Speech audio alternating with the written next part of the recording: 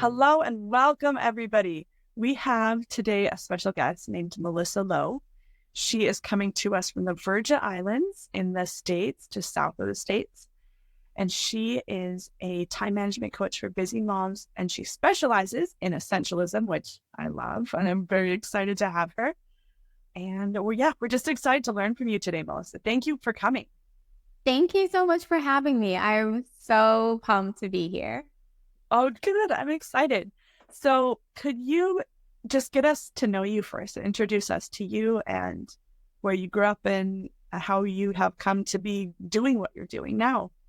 Oh my goodness. I was born in Barbados. I used to think it was a super small island until I moved where I am today. I moved to the States and loved the East Coast, ended up going to college there, got a job. And, now I am living in the U.S. Virgin Islands, specifically in St. Thomas, where you do not need a passport if you're in the United States. So please come visit. One of the things that, was the game changer for me in terms of getting into coaching was I got diagnosed with breast cancer December of 2020. And, it made me reevaluate my entire life. And, cancer does run in my family. So I don't want to say I was expecting it, but I thought I'd been preparing myself. But when you finally hear those words, it's one of those things that it just shakes your whole world and it makes you question like everything you've done up to that point. And I realized that I had a ton of regret. And it wasn't because I wasn't, a good person or, doing the best work I could do. It was that I was just living too small and too safe. I kind of said to God, if you save me, if you let me stick around, I'm going to do so much better. I'm going to live bolder. I'm going to do all the things that you placed on my heart that I was too afraid to do.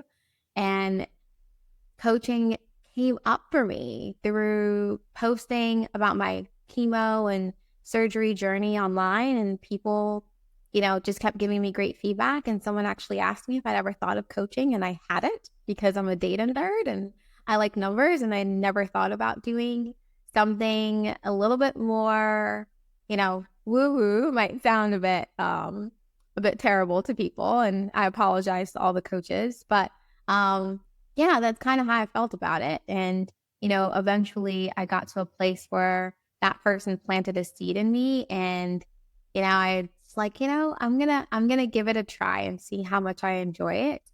And I got my certification and I love it. I just absolutely love everything about it. I couldn't imagine my life without being a coach. That sounds amazing. I'm glad you found something you love so much. Yeah. A lot of people go a long time without finding that sort of thing. But how long have you been doing that? So it's been 2 years now that I've officially been a certified coach. It's one of those things where it started off and I love the way it's evolved. Like I just started, coaching everybody, let's just anyone in the grocery store, like let's just coach. And the more that I just started talking to people, I realized, okay, I want to work with women. And then I started, talking to women and realizing, oh, wait, working moms, those are my people. Like not a lot of people are helping working moms. They do so much. They beat themselves up and they don't ask for help. And no one's coming in to say, let me help you. So I wanted to serve that population. And, as I talk to working moms about self-care and taking care of, who they are on the inside and their bodies, they kept saying, I don't have the time. I don't have the time. And I was like, well, you know what? I have a project management certification. Like I work with scheduling. Like, let's help you find the time. So that's how I got into time management coaching. It's really self-care coaching and, getting women to really prioritize themselves and their health so that they can be the best for their families. Well, I do that through time management, right? Because that's like the biggest barrier for a lot of moms. Absolutely the biggest barrier. I know from many years of trial and error that it can be next to impossible to carve out time to do any sort of focus on your health. It's so true. It's one of those things that it's not just like a practical thing. There's a lot of mindset shifts that need to happen in order to help someone even believe that they can find more time in their day. But I love it. I love seeing women transform and getting excited about their schedule, thinking about where we started. It's just like the most amazing thing. And I usually leave calls like feeling like an elf, just like so giddy because, they come in with so much despair, not a lot of hope.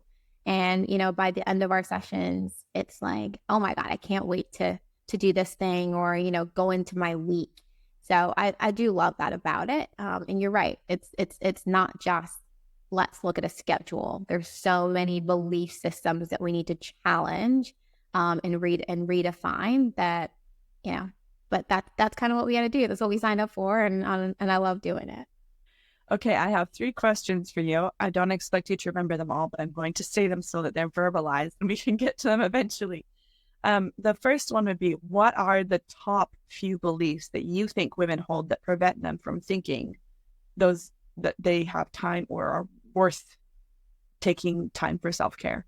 That's the first one. The second one is, how much time on average do you think women have or can gain each week by working with you to make sure their schedule can work? And the third one that we'll get into later is talking about essentialism and how you can use your time when you're focused more effectively. Now, I know that's going to be a very long discussion, but I want to just, before we get into talking about essentialism, first think about, how do we even feel like we're worthy or worth taking time to work out? Because I remember for years when I was taking care of my little kids, it was just not a thing. It was not a thing at all. I'm busy making sure they're alive. And it was completely back burner for me. So yeah, those 3. Okay. So can you repeat the first one for me? Yeah. So what are the top mindset shifts that you think people and women need to have in order to feel that it is important and they are worth taking time to do self-care? Yeah, I think the first one is around perfectionism. I think that a lot of us feel pressure to show up in our lives in a perfect way. I know I'm not trying to interrupt. I just realized I forgot to ask first for you to define self-care. That's a lot of women will just be like, well, I don't have time to go get my nails done, but that's not necessarily what we're talking about. Exactly. Okay, so when it comes to self-care, I do believe that it has a much broader range than what we see on social media. So, the hashtag self-care isn't selfish usually is people at the nail salon, at the spa, at the, hair salon, just getting dolled up. And that has merit, right? So you do need that time as a mom, as a woman, as an individual to make yourself feel good. But self-care is so much more than that. It is, carving out time to journal and reflect on what it is that you really need. It's questioning your goals that you set for yourself to make sure that they actually align with your values. If you are religious, it's making time to pray. And I'm sorry. If you are religious, it's making time to pray and, feed yourself spiritually, whether it's Bible study. So the way I like to define self-care is it's whatever fills you up on the inside, like first. And then I think you can also, do some of those external things as well. But I think it's more filling your cup, right? Which gives you the opportunity to show up in your life in a way that makes you feel proud. It gives you energy. Self-care is replenishing your energy. That is brilliant. Okay, so now we kind of defined what it is. So why should we, you said why a little bit, but what are some other reasons that maybe prevent women from feeling that they should do it? And how can they switch that mindset? Yeah. So when it comes to self-care, there are lots of things that get in our way. I think it is, thinking that we need to be perfect. We need to show up as these magical beings, who wipe the snot from the nose while vacuuming with one hand. And, it's like this crazy like picture that we have of motherhood, that she does it all. And we say it, right? We say you need to have it all. You need to do it all for everyone. And it's like, that's not sustainable. It's not even possible, right? Like, what does that even mean? So I think the idea that we have to show up perfect, the idea of, or the definition of what society has us believing motherhood is, and I think also we having issues asking for help and support. I just believe that, I always say, self-care, yes, it has the word self in it, but it's not meant to be done alone.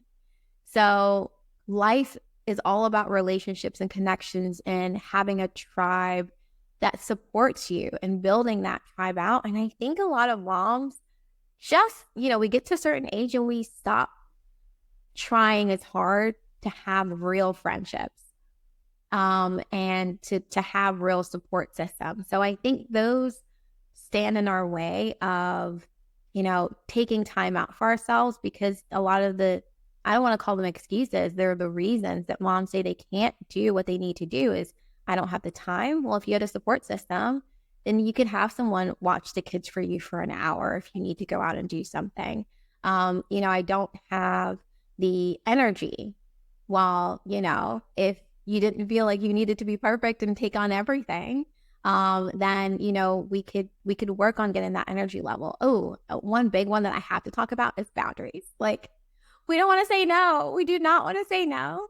And currently I'm like doing a November challenge where, people in my newsletter, I'm challenging them to just make a list and be intentional about some things that you say no to this month, so that you have a wonderful lead into the holidays, because it can be so stressful. We say yes to so much, and then we're like, oh my God, I don't know what to do. I can't do it all. I can't get through it. And, we just don't enjoy the holidays that much anymore. So, I think those are kind of like some big mindset blocks that are stopping us from getting the care that we need. I think you're right. A lot of that also led into the idea of what we're going to discuss later, which is essentialism, because once you start setting those boundaries, once you realize what you're actually aiming toward and your goals are aligned, then you're really going. But before we get into that, though, when someone comes to you and they say, I have no time and I'm feeling burnt out and I'm overwhelmed and I don't know what to do, and you say, right, let's look at what's actually happening. You work on the mindset stuff, but also you actually work on the logistics and the hours and the schedule, and you do your project management magic. How many hours do you find that they can reclaim? I would say, over time. So we do 6 weeks is the shortest amount of time that I'll work with anyone, because it does take time to get to that place.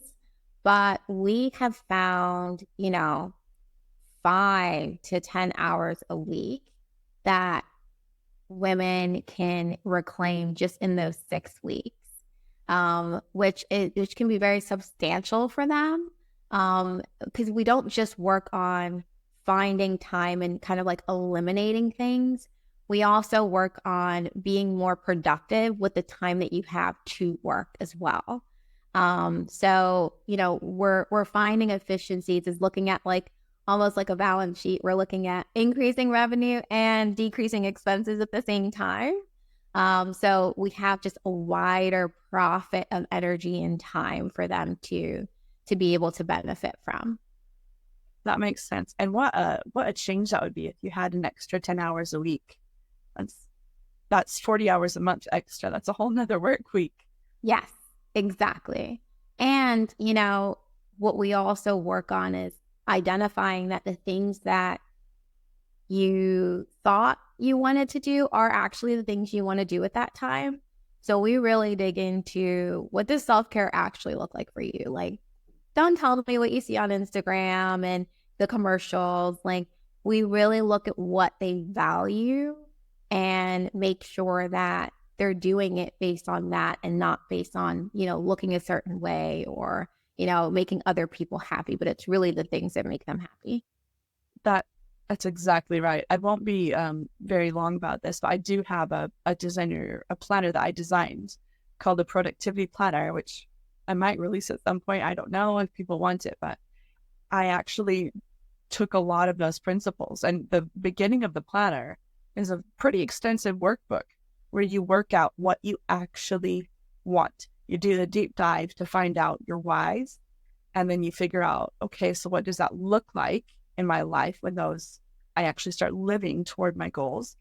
And then you can break that down into, right, what is my goal? And then before you even get to setting out timelines, you say, what is the most productive steps that I could take to achieve my goal? So you're going to throw that Pareto principle in there so you're not spinning your wheels. And then after that, you could start saying, okay, so now I've got these top things I need to do. How can I reach those goals? So, you've got to break it down, because the day to day you'll get there, but it's a lot faster when you actually know where you're going and you have big steps or little steps to go toward a more effective big step. Because if you're doing all the tiny things that don't really matter that much, you're not going to make a lot of progress. It's so true. And I love how you started and built, and you're walking people through that process before they get into planning, because planning on the wrong thing is just going to waste your time and make you, I find that so many of us, we are doing so many things in our lives, but we don't feel fulfilled. So it sounds like your planner is the perfect thing to help make sure that you're working on the right things, and the right things is not based on anyone else's definition but your own. So I love that. Which you don't find unless you actually do some digging into your own heart and feel what it is you really, truly want, like you did when you had your breast cancer. And sorry for changing. I don't mean to change the topic, but I also saw on your website that you survived a couple of pretty severe hurricanes. Yes. I mean, I think that also helped me reevaluate, just what I was doing in my daily life, especially when it came to finances. Like, we had so much stuff, and in the hurricanes, there were 2 Category 4 hurricanes that actually hit St. Thomas in the Virgin Islands. And we were in this house, and we were downstairs, and we came up and the roof had gone and we lost everything in the house. So in an instant, everything we owned was gone. And it just made me think, well, what's really important to me? I didn't care about my iPad, my camera. Like, in that moment, I was just really grateful that my family was safe. Right. And it sucks that it takes Category 4 hurricanes or breast cancer to make us reevaluate what we're actually doing, like what's really important to us. And really and truly, that's why I have come to being a coach, because I just don't want them to have to go through such massive trauma in order to do the right thing for themselves, right? To live their lives the way they want and to experience the kind of joy that they can have if they live lives according to their own values. So yes, those Category 4 hurricanes, as crazy as they were, as much as they displaced our family, we literally had to move to Atlanta for a couple months. I'm grateful for them, as I am for breast cancer, because they were the wake-up call that I needed to change how I looked at life. And I'm really excited to help open some people's eyes about, what is it that you really want out of this life? Why are you really here? What's going to light you up? Like, what's going to get you excited when you open your eyes in the morning? So, I'm super excited to be able to do that. So do you try to bring that same level of introspection to your clients when you're guiding them, the same level that you had after you went through your hurricanes?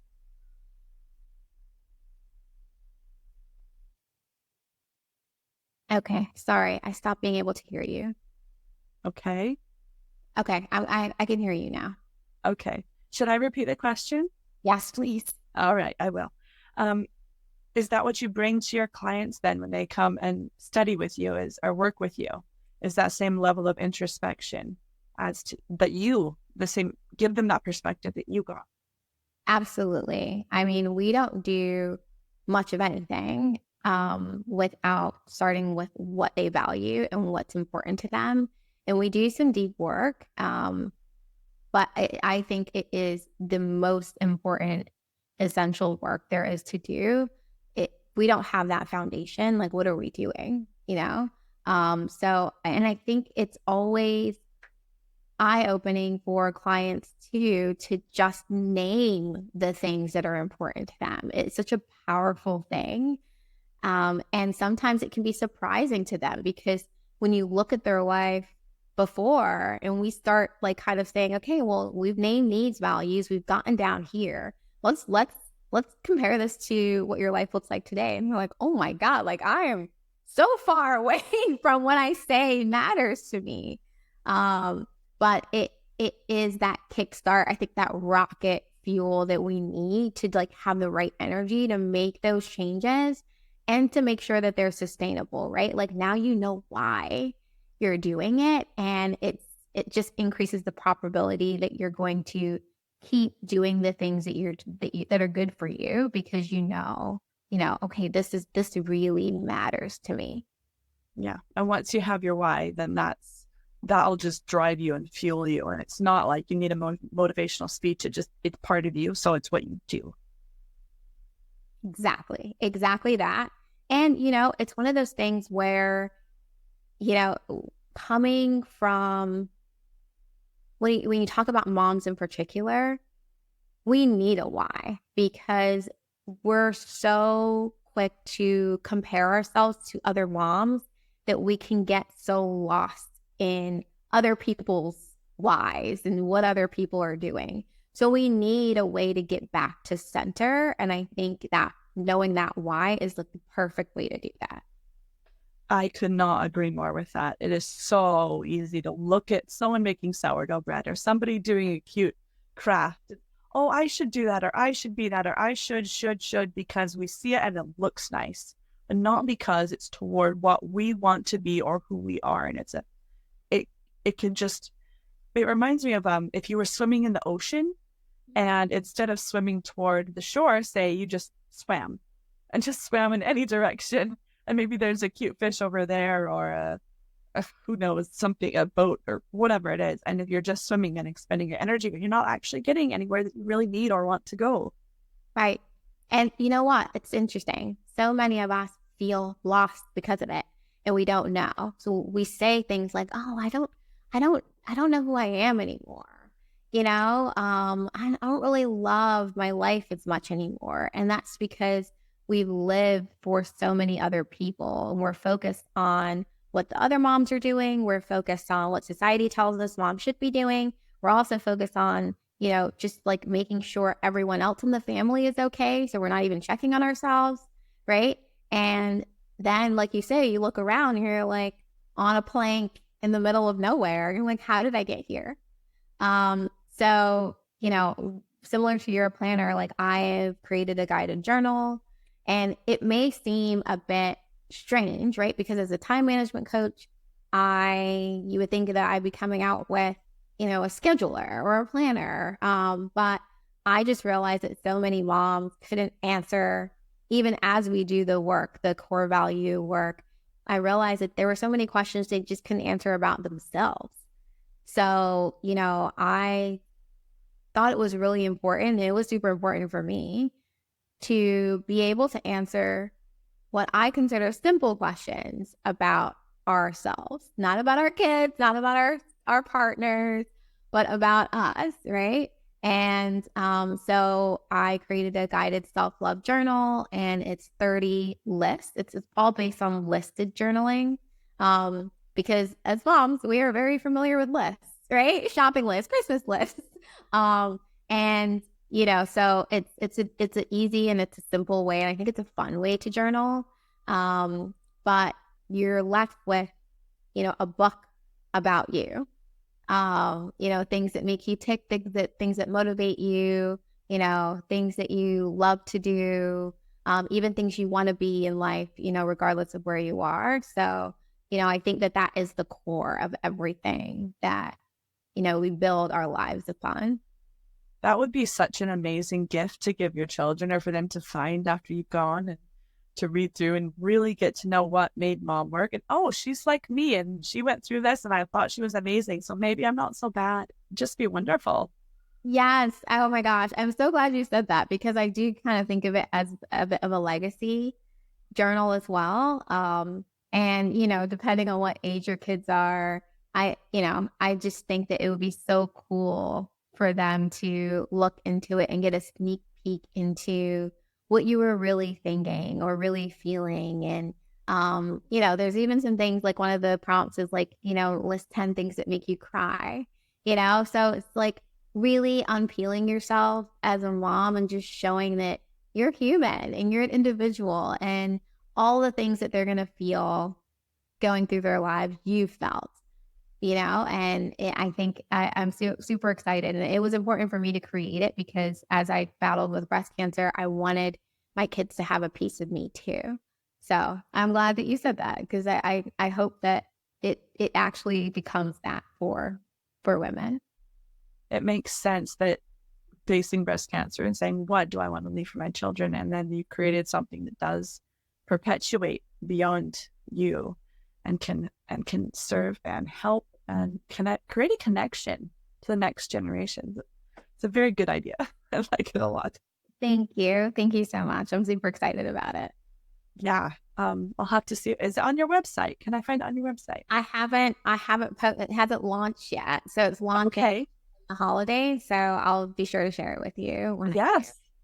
Sorry. I'm just so excited. Yes, that would be awesome. Okay. So from all that we've spoken about, let's dive into, once you've got your vision in mind of what you want to be and do, then we can dive into the beautiful, wonderful teaching of essentialism, which we both love. Can you go ahead and give us a rundown about how it works and how you practically help your clients to apply it? Yes. So essentialism is the idea of really focusing and crafting your life around what truly matters.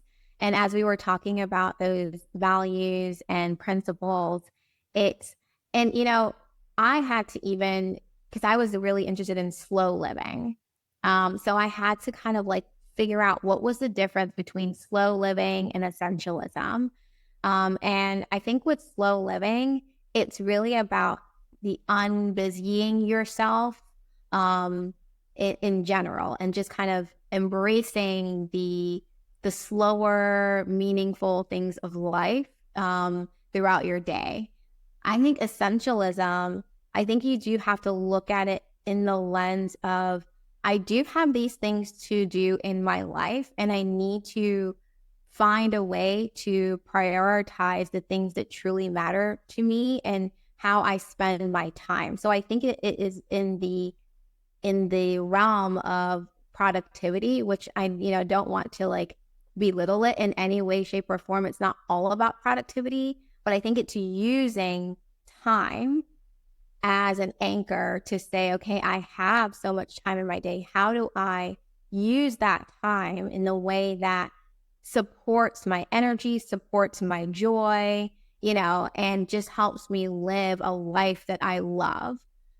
So that's kind of how I make the distinction. And what do you think about essentialism? So for me, the definition I've always had in my mind is that essentialism is the disciplined pursuit of less, but better. Yes. So for an analogy on that, it'd be, instead of a closet of a bunch of random clothes, you have a fewer nice clothes that go well together, almost going from a crazy closet to a capsule wardrobe. That idea, just pulling out what isn't working, what isn't going well together, and making it better. Yes. And I think that, it's through that lens, like, it's like, how do you get there, right? How do you get to whittle down the full closet to the closet that feels like you, right? It's understanding what matters to you, what kind of life you actually lead, not the one you want to lead, and making sure that what you're choosing actually aligns with the life that you have. So yes, I agree with you that it's interesting because I was so into minimalism, but it never really felt like complete to me. And I think that essentialism is more than just the stuff, right? It's more than just the tangible items in your life. It is really taking that idea of less and broadening it to all areas of your life. Exactly. I 100% agree. When you're doing essentialism, it's not minimalism. I just want to clarify for the audience. It is minimalism oftentimes can become having less for the sake of having less. And maximalism can be having more for the sake of having more. Essentialism is having what works for you and maximizes your happiness. So there's a big difference there. So back to the closet analogy, not literally, although you could literally work on it, is like you were saying, if you're going to get rid of all the extra clothes that don't really fit or don't work well together, you need to know what kind of clothes do you want. So someone's closet whether it's a mental closet or a real closet, is it going to be filled with blues and greens or is it going to be filled with like beige? What are you going for? So you've got to align your values with it. And I think that's where it's really important where you come in, is having people do that process before they start deciding where they're going to put their time. Yeah. Yeah. And, even taking that like closet analogy another step further, it's like, you want to feel good in the stuff that you pick out, right?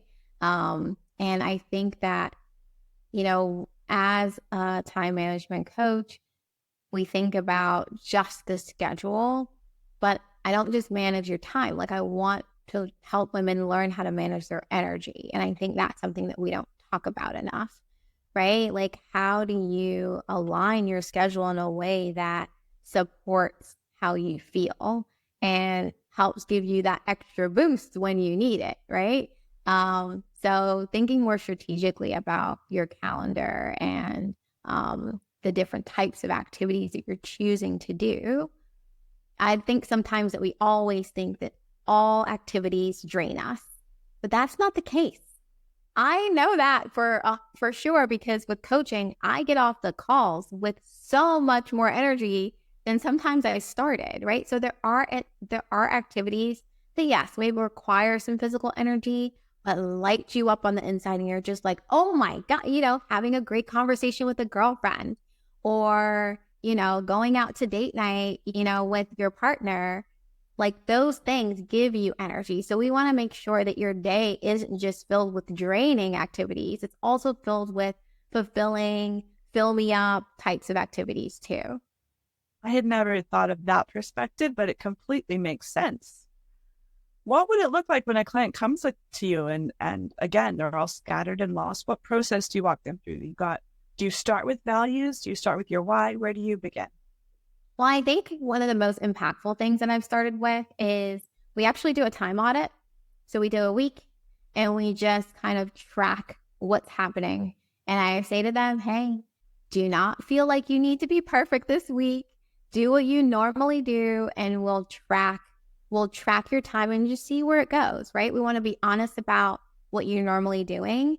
And I think that's a good way to start because it shows them what's really happening. And then it's easier to have the value conversation because they're more invested now that they're seeing like, oh, wait, I'm spending 7 hours just on like doing my daughter's hair.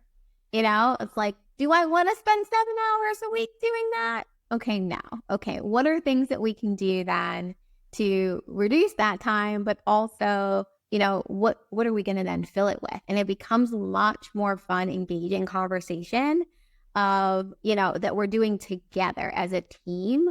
If we start with kind of like what's actually happening, and I'm a practical person, I'm a data analyst. So I love to have the data. I feel like it just makes things feel more substantial and tangible. And we can literally track what's happening over time. So as you're working with me, you can see, oh, am I putting more of the life-filling, joyful activities on my calendar? How much more am I putting a week, on my calendar? And, if I'm reducing those things that I didn't want to spend too much time on, I can see how much I'm actually reducing those over time. So I love that part of it. I love that my clients feel like they're getting so much value because they can see where things are actually going. Sorry, I'm just so busy listening. I'm not even thinking about questions right now. This is fabulous. Carry on. What do you do next? So we start with the time audit, and then we do the core value conversation. And then for me personally, even if it doesn't fit, and I don't think every tool is for every person, I like to start my clients with time blocking. I believe so strongly in it. I think it is so much better than doing a to-do list. So we put everything on the calendar. And I teach them how to time block, and we don't just time block based on what's happening at work. We time block their entire day from the time they get up to the time they go to sleep. And we build in rest. We build in, we call it clean rest, and we build in activities for them that just make them feel excited about their day. So, and then what happens there is we kind of refine that every week. And when things come up, whatever they're struggling with, we tackle that. And then, every time they're getting better at time blocking. And, by the time they leave with me, they have a process, and they're more able and capable of doing it moving forward without me. So I love that. I love that they leave with a new skill. And it's something that they can tangibly troubleshoot because they're seeing what's happening on their calendar, and where they can do better and where things need to be shifted around. I love time blocking. It's part of the planner that I've made because I find that then I know everything's sorted out. It's all got a place. It's got a time. It's going to get done. And so the day before, I can relax if I have that built in. And then I don't need to worry about, am I going to get X or Y or Z then? And I can relax without stressing. And it's complete life-changing concept. But I think maybe some of our audience doesn't really understand what it is.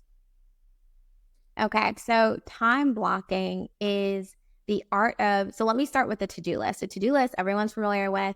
We literally write our list down, whatever we need to do. Hopefully we're doing that, because I think that writing things down is important, right? So getting them out of our head. But what happens with the to-do list and where it kind of falls down is there isn't any time assigned or priority, and it doesn't actually take into account your actual life, like what you have to do. With time blocking, it's using a calendar. You can time block on a paper calendar. It does not have to be on a digital calendar at all. I like to do the digital calendar with my clients because we can both then see it, right? So we take that calendar and we carve out blocks of time for the activities that you need to do.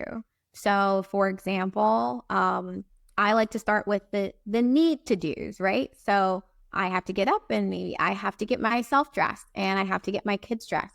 We put that on your calendar, and that happens from 6 to 8. If that's what it is, then that's what we put on the calendar, and we create time for it. And once we do that, and then maybe you have meetings for work that are on that calendar, that's great. So then we can see how much time you actually have available for other things, all the things in your mind that you have to do today.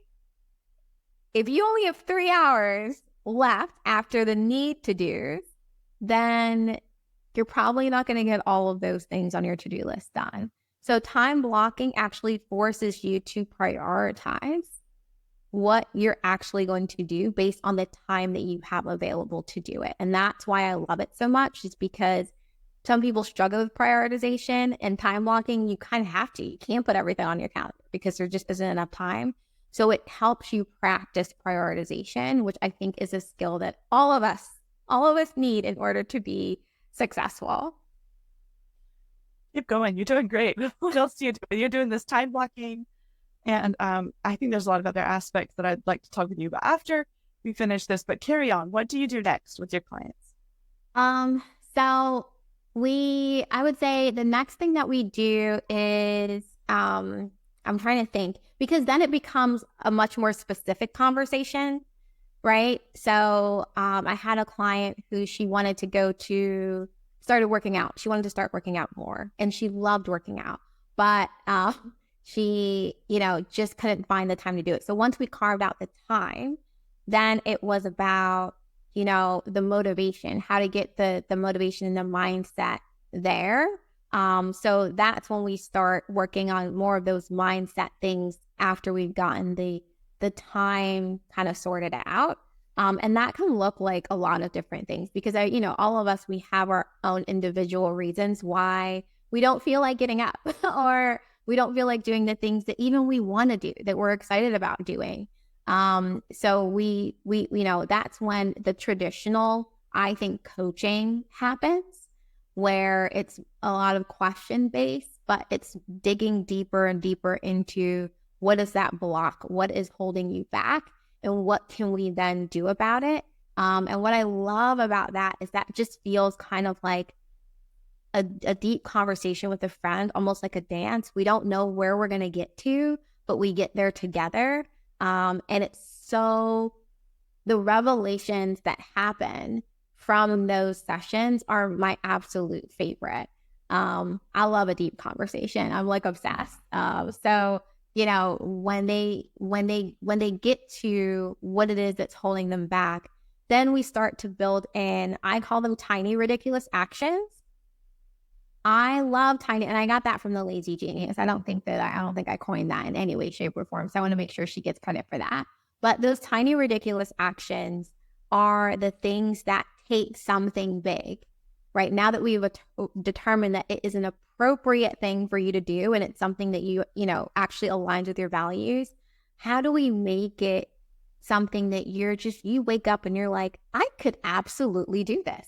Like, it's so easy, I could do it, and you're motivated to do it. So we take those goals and we chip them down into small things. So it could be simple as, okay, you want to eventually run a marathon or do a 5K. Well, how about you just walk around the block today? If that feels like something you can do, and maybe for some people, maybe it's not even walking around the block. Maybe you're just going to run in place or run on the treadmill for 5 minutes.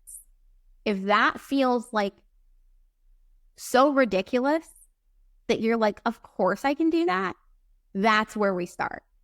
Because we're just building the practice of getting you moving, getting you making progress in that area, as opposed to focusing on eating the entire frog. Like, you don't have to do it all today. But I think that we think so little of progress. And it's so impactful. 5 minutes a day, 365 days. That's a lot. That's a lot of progress that you've made in that area. But what happens is we have this all or nothing mentality when it comes to the things that we have to do in our life. And we say to ourselves, okay, I have this huge load of laundry. If I don't have the time or if I don't have the energy to fold it all right now, I'm not going to do any of it. Well, what if you just did 5 pieces of clothing? And I know it sounds ridiculous. What if you just did 5? That's 5 pairs less that you have to do. And if you did 5 every day, you'd start to see that pile dwindle. And gosh, maybe on day 3, you're like, you know what? It looks so much less like, what's the word? Like menacing to me that I'm just going to do the rest of it. Right? But you've made that little bit of progress every day. So I love putting together those tiny, ridiculous actions because it feels silly. It feels silly, which also disarms my clients, and it feels more fun. We laugh about it, and they're just like, they get the text messages. Oh my God, like, here's the picture of like the 5 shirts I folded, or like, I got up and I did a downward dog and that was it. And I considered that yoga for the day. Like, I love that, So, yeah, that's kind of what we do. And it's more specific to the issue that they're having at the time. Well, that all makes sense. And it's so logical too. And it also builds the habits, just even doing that simple thing. And then you increase and day after day. And eventually that's really adds up. But we underestimate it. You're right. You're right about that. One thing though that we haven't talked about yet is along the lines of what you were talking about is choosing the things that you want to do and building those little habits to something that's appropriate for you. And going back to the boundaries is sometimes there's stuff that needs to be done, but we don't have to be the ones to do it. Delegation.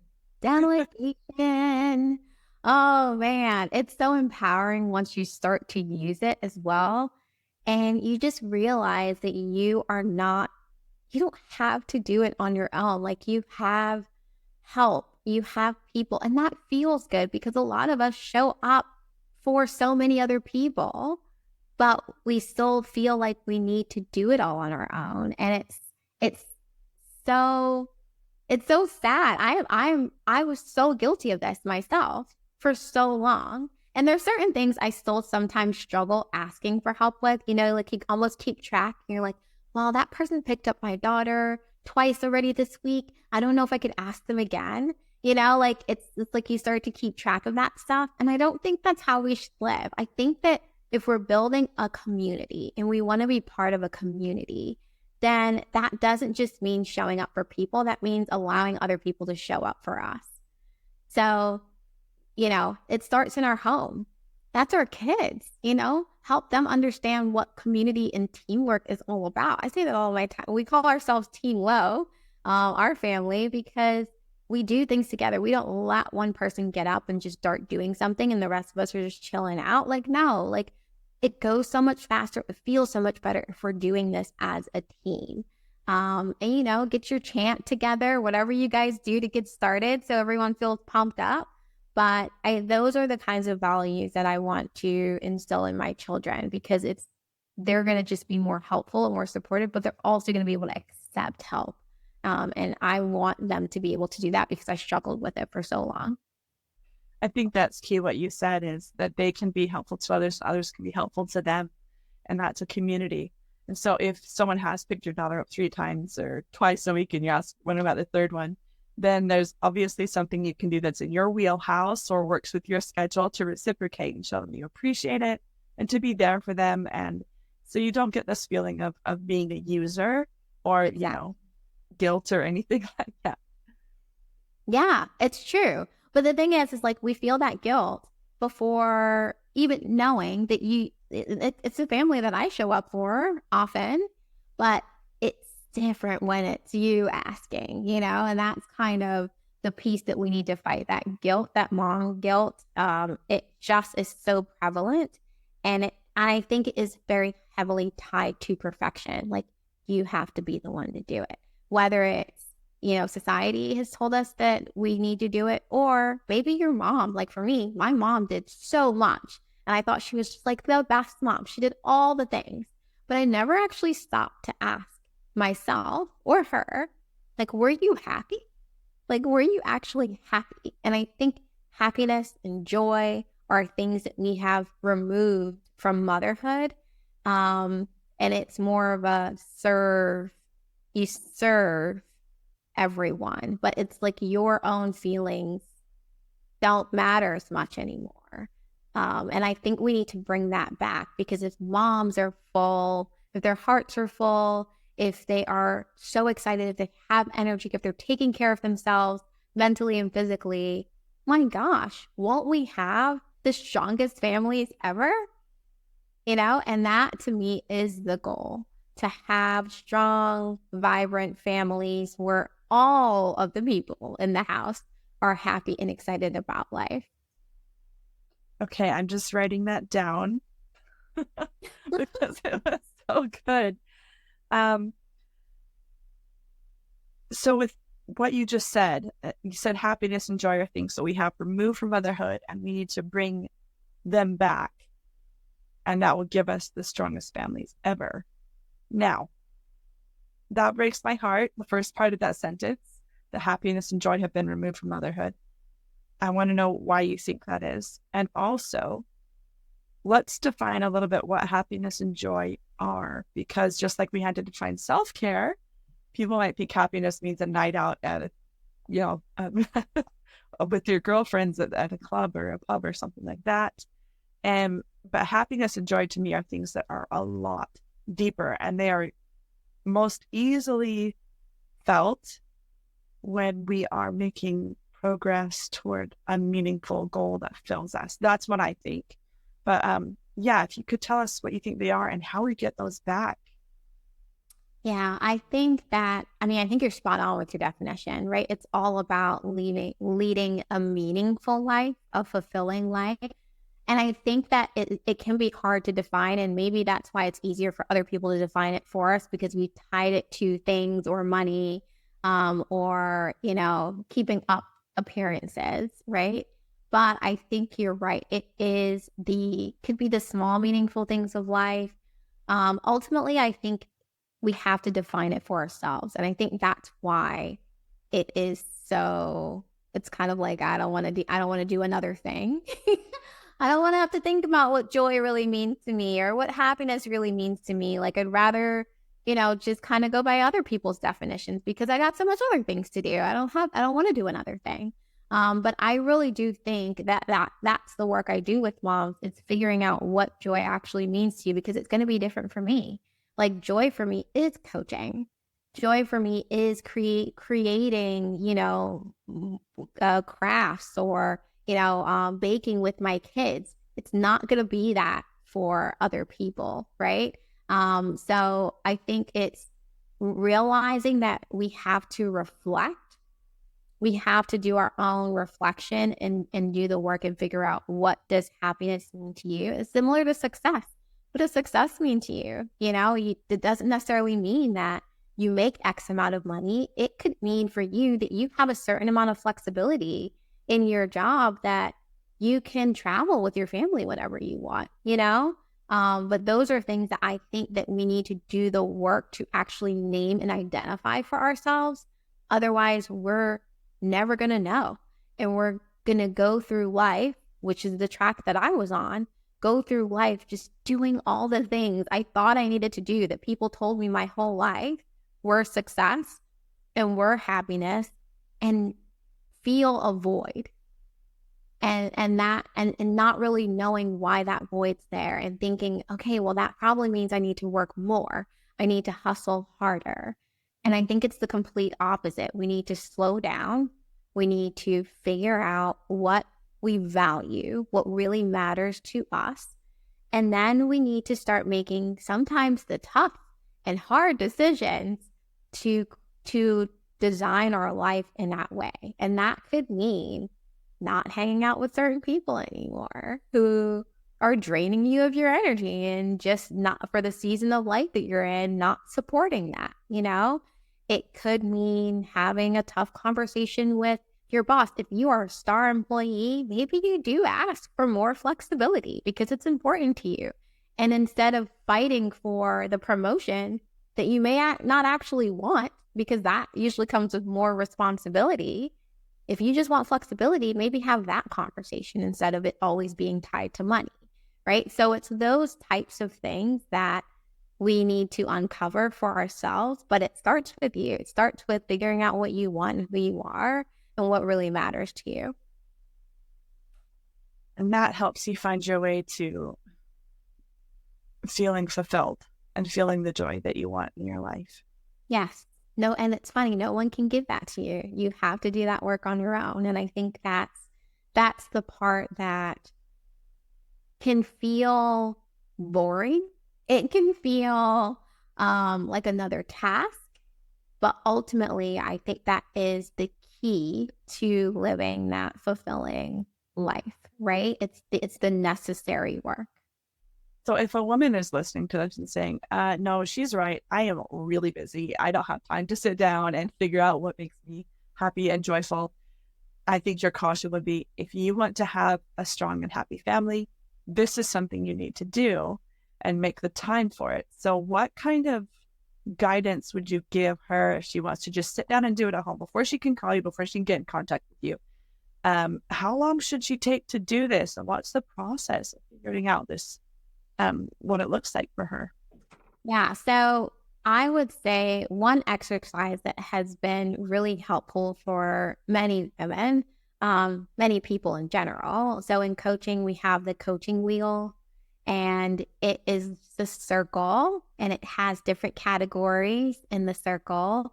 Think of it as a pizza. Each wedge is a different category, and it just allows you to rate from 1 to 10 in each category where you feel fulfilled and joyful, and where do you feel like your life is in that category. And it's just eye-opening to see it all on one page, and you can go the extra mile and like shade in. I think adults need to color more, so go ahead and shade in, so you can see, okay, well, how many 8s and 9s do I have, right? And how many 2s and 3s do I have? Because then you'll get a chance to see, I think it's a visual representation of how you really feel. So that, I think, is like a first step. And then call me and we can talk more about what it looks like to take what you're seeing in that coaching wheel, take how you're feeling, and make some practical steps towards redesigning your life in a way that aligns more with what you truly value, with what really matters to you. I mean, the name of my company is Wealthy Mama, but it's not spelled WEAL, it's spelled WELL, because it is about your wellness, right? And it's about how you feel. And I think that energy is what I really want women to focus on, because I could give you time, but if you're focusing on, if you're filling that time, let's say we save you 10 hours a week, but you fill it with more of the things that other people want you to do, you're still going to feel the same, right? So, get with someone, even if it's not me, that can help hold you accountable, that can help you come up with ideas for things that light you up, and maybe do it with a friend and you guys are, partners. But I think, like, get a journal and reflect, do some deep work and figure out what it is that really matters to you, and then start making some small steps. And I recommend starting with small steps, because we're not trying to get to an end. We are trying to make lifestyle changes and habits. And so then if you, what I like to call, go too hard in the paint, if you go so hard, you're going to burn yourself out, even on the good things. And you're going to be like, oh, I'm so tired. And you're going to stop. So you want to make small changes that feel good, that there is a little bit of resistance there, but just enough that you're still motivated. And anytime you feel like it's too much, just literally give yourself the permission to pull back and, start again with those tiny, ridiculous actions. But I would say, that's what I would say. Reflect. I would say do the coaching wheel. I think that's a great exercise. If you want to take on the time on it on your own, you can. Just to see where your time is going. And there are a lot of apps built into your phone, even though we need to get away from our phones as much. But if you happen to use your phone, then you can start seeing where you're spending some of your digital time as well. And that can be very eye-opening for many.